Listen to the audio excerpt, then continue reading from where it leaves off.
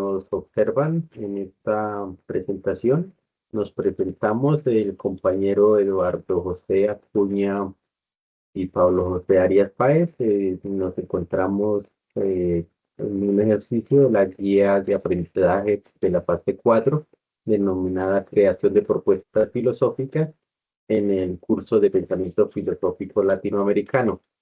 Para el efecto vamos a eh, abordar en esta exposición los textos de Jorge Fabián Cabalux Ducase, 2016, denominado Pedagogías Críticas Latinoamericanas y Filosofía de la Liberación, Potencialidades de un Diálogo Teórico-Político. Este lo efectuará el compañero Eduardo y el suscrito realizará el texto José Luis Luna Bravo, de 2007, Filosofía e Interculturalidad en América Latina, en diálogo con Dussel y Fornet Betancourt. Esto es respecto de los eh, escritos que hemos realizado para esta parte de la materia. Al respecto voy a proceder, compañero Eduardo, a decir mi exposición respecto de este texto que se denomina Filosofía e Interculturalidad en América Latina, un diálogo entre Dussel y Fournet. El autor nos indica que, bueno, como corrientes de pensamiento, el texto lo podemos encasillar como de filosofía de la liberación o de un pensamiento descolonial. Como tesis expositiva, se considera que este texto parte de lo epistemológico del quehacer filosófico latinoamericano y se aborda la problemática del fenómeno de la interculturalidad. En, en, digamos, en el texto se indica la filosofía de la interculturalidad como una alternativa frente a un proyecto globalizado que se preocupa de algún modo de interpretar la realidad latinoamericana frente, digamos, a un pensamiento foráneo.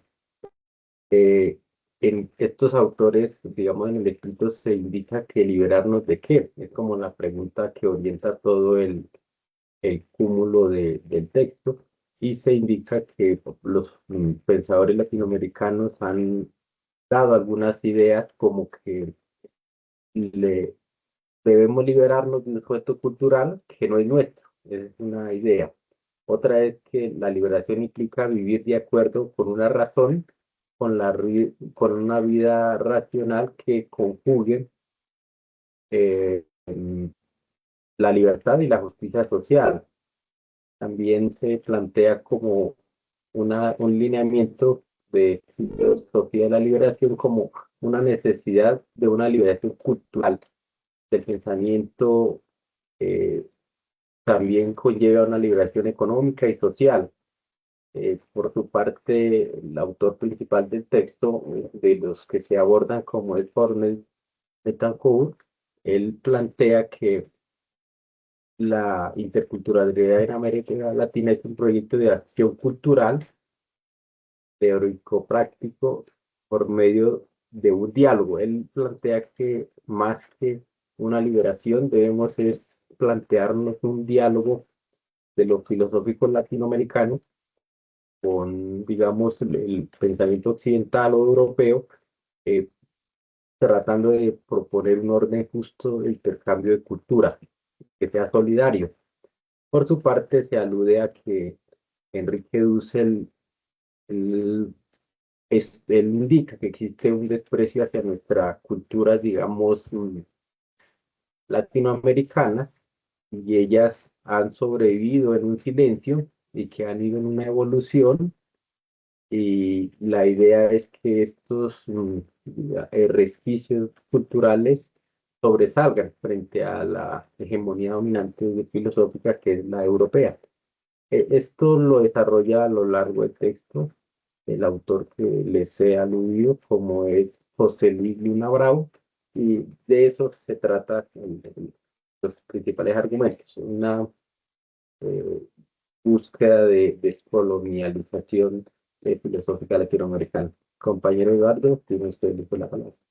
Sí, buenas tardes. Entonces, continuando, voy a exponer el texto de Cabaluz Ducas.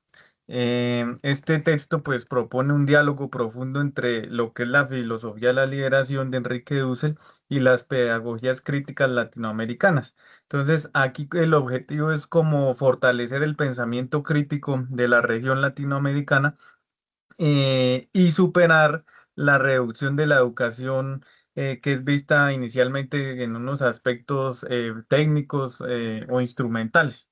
Entonces, para eso, pues obviamente el texto se plantea varios objetivos o nos muestra que quiere lograr, por ejemplo, rescatar la pedagogía de la mecanización y la desintelectualización que vive hoy en día, ello dotándola de un mayor refinamiento conceptual, es decir, que no se debe tomar, digamos, eh, la pedagogía solamente como una repetición de un saber ya eurocentrista, sino que tiene que ser en la enseñanza crítica. Entonces, ahí aparece el concepto de dotar de mayor refinamiento conceptual a esta pedagogía. También, obviamente, se intenta que la filosofía no quede en carreta o en abstracción, sino que por el contrario encuentre en la pedagogía esa praxis o ese campo de acción en el cual se les puede instruir a los oprimidos desde la crítica. Esa construcción de esas pedagogías, otras que llaman en el texto, propone que dichas pedagogías queden vinculadas a los movimientos sociales, obviamente que sean críticas a nivel territorial y no elitista. Entonces, es la armonización entre la pedagogía con la filosofía de la liberación. Para que la filosofía tenga una aplicación práctica, pues debe hacerlo a través de estas pedagogías otras donde tengan su campo o praxis de acción.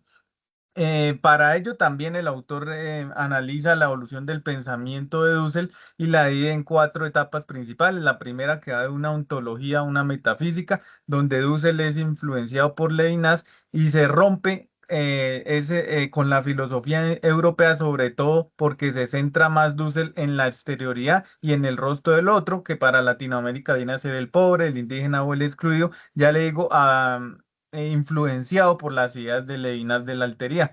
La segunda etapa de la metafísica al marxismo, pues se hace un estudio crítico de Marx para entender ese capitalismo periférico de Latinoamérica y la naturaleza de esa exclusión económica que hoy tenemos los países periféricos.